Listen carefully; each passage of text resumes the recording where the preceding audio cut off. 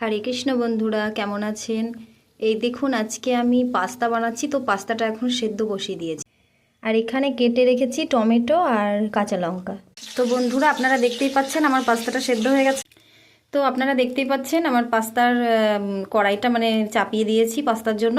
তো কড়াইয়ের তেলটা গরমও হয়ে গেছে। আর আজকে আমি সেরকম কোনো মশলা দিয়ে বানাচ্ছি না, আর সেরকম সবজিও দিচ্ছি না। এখন আমি পরিমাণ মতো নুন দিয়ে দিচ্ছি, হলুদ দিচ্ছি। তো মশলাটা এখন ভাজা হয়ে গেছে, আমি পাস্তাগুলোকে দিয়ে দিচ্ছি। তো আমি এখানে একটা মশলা দিয়ে দিচ্ছি পাস্তার জন্য, কারণ আমরা পেঁয়াজ রসুন খাই না, তো সেই কারণে আমরা এই নিরামিষ মশলাটা দিচ্ছি। তো দেখুন বন্ধুরা, আমি কত সুন্দর লাল লাল হয়ে গেছে। এবার নামিয়ে ফেলবো, ঠিক আছে? কেমন হয়েছে আমার পাস্তাটা আপনারা কমেন্ট করবেন, আর যদি ভালো লাগে শেয়ার করবেন, বাড়িতে বানিয়ে খাবেন।